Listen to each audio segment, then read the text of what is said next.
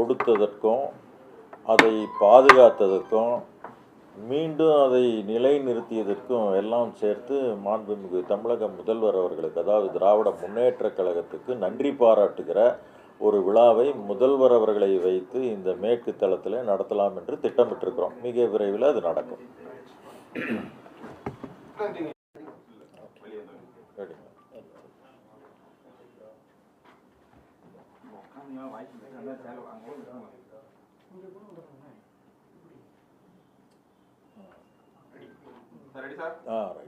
தமிழ்நாட்டினுடைய சமூக நீதி வரலாற்றில் முத்தமிழறிஞர் கலைஞர் அவர்கள் கடந்த 2009 அருந்ததியர் மக்களுக்கு உள்ளிடஒதுக்கீடு 3 விழுக்காடு வழங்கி அது இன்று வரைக்கும் நடைமுறையில் இருந்து கொண்டிருக்கிறது. அதை எதிர்த்து ஒரு சிலர் வழக்கு மன்றத்துக்கு போனார்கள். அந்த வழக்கு தமிழ்நாட்டினுடைய உயர்நீதிமன்றத்திலிருந்து உச்ச நீதிமன்றத்துக்கு அனுப்பப்பட்டது. அந்த வழக்கில் கடந்த ஆகஸ்ட் 1 அன்று உச்சநீதிமன்றம் 7 பேர் அடங்கிய அரசியல் சாசன அமர்வு தீர்ப்பு வழங்கியது. அந்த தீர்ப்பில் அந்த உள்ளிடஒதுக்கீடு வழங்கியது செல்லும். மாநில அரசுக்கு உள்ளிடஒதுக்கீடு வழங்குவதற்கான அதிகாரம் இருக்கிறது, வழங்கலாம். இன்னும் கூடுதலாக நல்ல தரவுகளை சேகரித்து இன்னும் பின்தங்கியுள்ள ஒரு சில சமூகங்களுக்கும் அப்படிப்பட்ட உள்ளிடஒதுக்கீடுகளை வழங்கலாம் என்று தீர்ப்பு கொடுத்தது. அதே போல் கடந்த காலத்தில் ஒரு தீர்ப்பு இருந்தது. அது இந்த சின்னையா வர்சஸ் ஆந்திர பிரதேஷ் என்கிற அந்த தீர்ப்பை அது செல்லாது, கடந்த காலத்தில் கொடுக்கப்பட்ட அந்த தீர்ப்பு செல்லாது என்றும் தீர்ப்பு வழங்கப்பட்டிருக்கிறது. ஆக இந்த தீர்ப்பு ஆகஸ்ட் 1 வந்த பிறகு கடந்த 30 அன்று தமிழ்நாட்டினுடைய விடுதலை சிறுத்தைகள் கட்சியினுடைய தலைவர் திருமாவளவன் அவர்கள் அதை எதிர்த்து ஒரு சீராய்வு மனுவை தாக்கல் செய்தார்.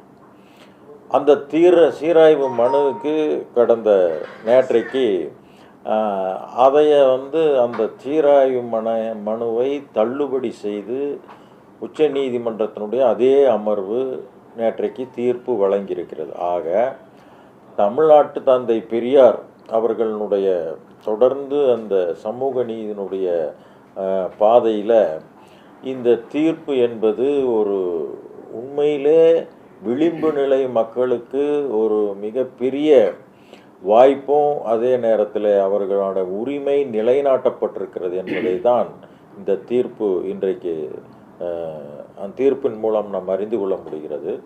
அதே நேரத்தில் தமிழ்நாட்டில் கடந்த பல 10 ஆண்டுகளாக மேடைகளிலே சமூக நீதியை பற்றியும் அதே போல் விளிம்பு நிலை மக்கள் பற்றியும் இன்னும் பல்வேறு விஷயங்களும் மேடையிலே சமூக நீதியை பற்றி பேசிக்கொண்டிருந்த சில தலைவர்களுடைய உண்மையான முகம் என்னவென்று இதன் மூலம் தெரிய வந்திருக்கிறது.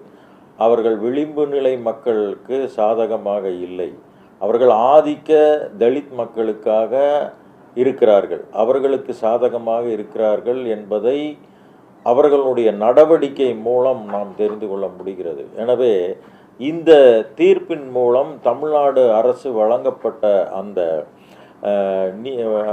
உள்ளிடஒதுக்கீடு என்பது நிலைநாட்டப்பட்டிருக்கிறது என்பது மட்டுமல்ல, இதன் மூலம் தொடர்ந்து பாதிக்கப்பட்டிருக்கிற அருந்ததியர் மக்கள் மீண்டும் அதை நிலைநாட்டுவதற்குரிய வாய்ப்பு இன்றைக்கு கிடைத்திருக்கிறது. ஆதித்தமிழர் பேரவை சார்பிலே நாம் இனிமேல் சில கோரிக்கைகளை வைக்க இருக்கிறோம். அது என்ன கோரிக்கை என்று சொன்னால், இதுவரைக்கும் நமக்கு உள்ளிடஒதுக்கீடு 15 விழுக்காட்டிலே 3 விழுக்காடு தான் உள்ளிடஒதுக்கீடு வழங்கப்பட்டிருக்கிறது. அதையே இவர்கள் முடியாது என்று அதை எதிர்த்து ஆதிக்க தலித்துகள், தமிழ்நாட்டில் இருக்கிற ஆதிக்க தலித்துகள் அவர்கள் எதிர்த்து பிரச்சனைகள் செய்தார்கள். இப்போ நாம் என்ன கேட்க போகிறோம்னா, ஒட்டுமொத்த முழு 18 விழுக்காடு இடஒதுக்கீட்டையும் கேட்டகரைசேஷன், வகைப்படுத்துதல், ஒட்டுமொத்தமும் வகைப்படுத்துங்க.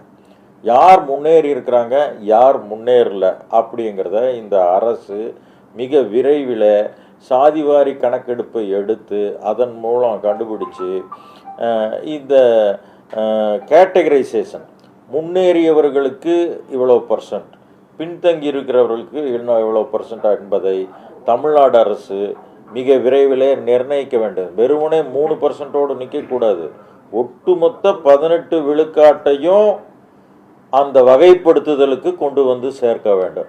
அதில் பாதிக்கப்பட்டவர்களுக்கு, ஏன்னா இப்போ இங்கே தமிழ்நாட்டில் மொத்தம் 3 சாதிங்க, பல்லர், பறையர், அருந்ததியர்னு 3 சாதி இருக்குது. ஒவ்வொரு சாதிக்கும் 7 பேர் கொண்ட குழு இருக்குங்க. அவங்களுக்கு ஒட்டுமொத்தமாகவே 7 பேர் தான். ஒரு சாதின்னா 7 பேர் தான் அது குழு.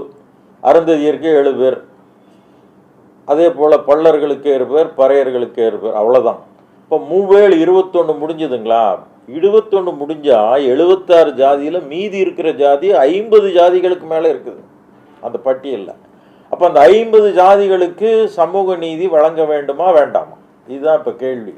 அந்த 50 சாதிகளுக்கும் சமூக நீதி வழங்க வேண்டும் என்று சொன்னால், இப்போ இருக்கிற 18 விழுக்காட்டையும் ஒட்டுமொத்தமாக வகைப்படுத்துதல் பிரிச்சிருங்க, தனித்தனியாக பிரிச்சிருங்க, அதுக்கு புள்ளி ஒரு எடுத்து அதற்கான முடிவை தமிழ்நாடு அரசு கொண்டு வர வேண்டும். ஒன்று. இரண்டாவது, அது அரசியலில் எம்எல்ஏ, எம்பி, இன்னும் பல்வேறு மேயர், இன்னும் என்னென்ன பதவிகள் இருக்கோ அதிலெல்லாம் யார் யார் எவ்வளோ இருக்கிறாங்கன்னு புள்ளி உராடுங்க. அதே போல் அரசாங்க பதவிகளில் எவ்வளோ ஐபிஎஸ் இருக்கிறாங்க, எவ்வளோ ஏஎஸ் இருக்கிறாங்க, எவ்வளோ டிஆர்ஓ இருக்கிறாங்க, எவ்வளோ தாசில்தார் இருக்கிறாங்க, எவ்வளோ நீதிபதி இருக்கிறாங்க, எவ்வளவு மருத்துவர்கள் இருக்கிறாங்க, எவ்வளவு பொறியாளர்கள் இருக்காங்க, புள்ளி உராடுங்க. 2000க்கு முன்னே எவ்வளோ எடுத்தாங்க, இப்போ 2009க்கு பிறகு எவ்வளோ எடுத்திருக்காங்கங்கிற புள்ளி உரம் எடுத்து அதன் பிறகு மீண்டும் இதை பக்காவாக வகைப்படுத்தி கொடுக்க வேண்டும். ஏன்னா இப்போ 10.5 கொடுக்க வேண்டும் என்று வன்னியர் சமுதாயம் கேட்டுக்கொண்டிருக்கிறது. அப்போ அவங்களுக்கு பார்க்கும்போது இப்போ ஒரு புள்ளி ஒரு செய்தி என்ன வந்திருக்கிறது என்று சொன்னால், அவங்க அரசாங்கத்தில் 10.5க்கு மேலே இப்போவே அவர்கள் இருக்கிறார்கள் என்கிற புள்ளி உரம் வந்திருக்கிறது. ஆக இதே தான் விஷயம். ஏற்கனவே அனுபவித்து கொண்டிருப்பவர்களே மீண்டும் அனுபவிக்கிற அந்த சூழல் பட்டியலின மக்களிலும் இருக்கிறார்கள், அப்படி இருக்கிறார்கள். அப்போ அதை கண்டுபிடித்து உண்மையிலே அனுபவிப்பவர்களே மீண்டும் மீண்டும் அனுபவிப்பதை தடுத்து பாதிக்கப்பட்டு அடுக்கு மூட்டு கீழே இருக்கிறாங்கல்ல அவங்களுக்கு அந்த வாய்ப்பு தர வேண்டும் என்பதை உறுதிப்படுத்த வேண்டும். அதற்கு இந்த அரசு ஒரு கமிஷன் நியமிக்கும். ஒரு கமிஷன் எப்படி அன்றைக்கு உள்ளிடஒதுக்கீடு வழங்குவதற்கு மாண்புமிகு ஜனார்த்தனன் கமிஷன் என்கிற ஒரு நீதிபதியை நியமித்து ஒரு அறிக்கை கொடுத்தார்கள். அதே போல் இப்போதும் ஒரு புள்ளி உரம் எடுத்து யார் யார் என்ன நிலையில் இருக்கிறாங்க, இதுவரைக்கும் யார் யார் அனுபவிச்சுட்டு இருக்கிறாங்க, இதுவரைக்கும் அதை தொடாதவர்கள், அந்த அரசு பெரிய பதவிகளை தொடாதவர்கள் யார், அதெல்லாம் கண்டுபிடிச்சு அவர்களுக்கும் வாய்ப்பு தர வேண்டும் என்பதுதான் ஆதித்தமிழர் பேரவையினுடைய கோரிக்கை. இப்போ இதில் என்னன்னா, விளிம்பு நிலை மக்கள்கிட்ட யார் இருக்கிறாங்க, எளிய மக்களுக்கும் அதிகாரம் அப்படின்னு மேடையில் நிறைய பேர் பேசினாங்க, தலைவர்கள்லாம் பேசினாங்க. அப்போ எளிய மக்களுக்கும் அதிகாரங்கும் போது இப்போ எளிய மக்கள்கிட்ட எந்த தலைவரும் நிற்கல, எல்லாம் அது ஆதிக்க சாதி பட்டியலின மக்களோடு தான் அந்த தலைவர்கள் நிற்கிறார்கள். ஆக அவர்கள் மேடையில் பேசுவது ஒன்று, நடைமுறையில் அவர்கள் நடந்து கொள்வது இன்னொன்று என்பதை ஒட்டுமொத்த தமிழ் சமுதாயத்துக்கு இன்றைக்கு வெளிச்சம் போட்டு இந்த நடவடிக்கைகள் காட்டியிருக்கிறது என்பதுதான் உண்மை. அவ்வளவு. சரி, கோரிக்கை வைக்கிறோம், உழைக்கிறோம் அப்படிங்கிற மாதிரி சொல்றாங்க. இப்போ நீங்க 2 பேருக்கும் கேட்டா இந்த மாதிரி அவர் நமக்கு எதிராக பேசுறாருன்னு சொல்றீங்க. இதுக்கு மேல திமுக கூட்டணியில இருக்க வாய்ப்பு இருக்கா? இப்படி மனக்கசப்போட பயணிக்க முடியுமா? இல்லை, இதுக்கு சம்மந்தம் இல்லைங்க. ஏன்னா கூட்டணிக்குள்ள ஒவ்வொரு கட்சிக்கும் ஒவ்வொரு கருத்து இருக்குங்க, அது அவங்கவுங்க அதை செய்து கொண்டு தான் இருப்பார்கள். ஆனால் இதில் கூட்டணியில் பயணித்து கொண்டே கூட்டணியினுடைய ஒரு அரசு ஏற்படுத்திய கூட்டணி அரசு தான் இந்த உள்ளிடஒதுக்கீடு கொடுத்தது. அதை எதிர்த்தே ஒரு ரிவ்யூ பெட்டிஷன் போடுகிற ஒரு கூட்டணியாக அவரும் பயணிச்சுட்டு இருக்காரு. அவங்களுக்கு அதை பற்றியெல்லாம் கவலை இல்லைங்க. அவங்க சண்டை போடுவாங்க, மீண்டும் வெளியே வருவாங்க, வாய்ப்பு பார்த்துக்கிட்டே இருப்பாங்க.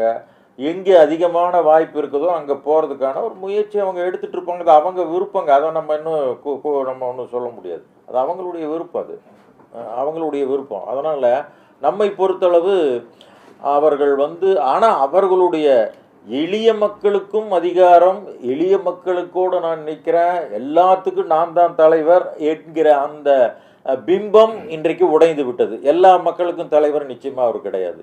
இங்கே ஒவ்வொரு சாதிக்கும் ஒவ்வொரு தலைவரும் 2-3 தலைவர்களோ 4-5 தலைவர்களோ இருக்கிறார்கள். ஆக அவர் அப்படி இனிமேல் சொல்லி கொண்டு இருக்க முடியாது. அவ்வளோதான். ஆமாங்க, கூடிய ஒன்று. அதே போல் இன்றைக்கு இந்த உள்ளிடஒதுக்கீடு தீர்ப்பு வருவதற்கும் கூட தமிழக முதல்வர் மரியாதைக்குரிய தளபதி அவர்கள் பெரிய அளவில் உதவி செய்திருக்கிறார்கள். அவர்களுக்கு நாங்கள் நன்றி சொல்வோம். அதே போல் இந்த சமூக நீதியை புரிந்து கொண்டவர் தான் மரியாதைக்குரிய துணை முதல்வர் அவர்களும் இப்போ பதவி ஏற்றிருக்காங்க. இப்போ அவங்களும் எங்களுக்கு துணையாக இருப்பாங்கங்கிறதுல சந்தேகமே இல்லை. அதனால் அவரை நாங்கள் வரவேற்கிறோம்.